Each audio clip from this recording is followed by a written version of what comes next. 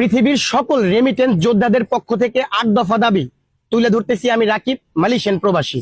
দাবি নাম্বার ১, যারা নতুন প্রবাসে আসবে বা আসতে আগ্রহী প্রত্যেক প্রবাসগামী ভাই বোনদের প্রবাস কল্যাণ ব্যাংক সহ বাংলাদেশের সকল ব্যাংক থেকে নামমাত্র স্বল্প সুদে ঋণ প্রদান করতে হবে এবং যে সকল প্রবাসী দীর্ঘদিন প্রবাসে থাকার পর নিজ দেশে ফিরবেন সেই সকল প্রবাসীদের তালিকাভুক্ত করে কর্মসংস্থানের ব্যবস্থা করে দিতে হবে।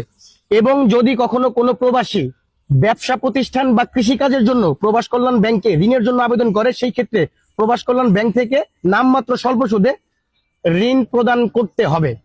দাবি নাম্বার ২, প্রবাসীরা ছুটিতে দেশে গেলে যে বিমান সংস্থার টিকিট কেটে দেশে যাবে প্রবাসীদের মালামাল সেই বিমান সংস্থা নিজ হেফাজতে সহি সালামতে বাংলাদেশ এয়ারপোর্টে বুঝিয়ে দিবে।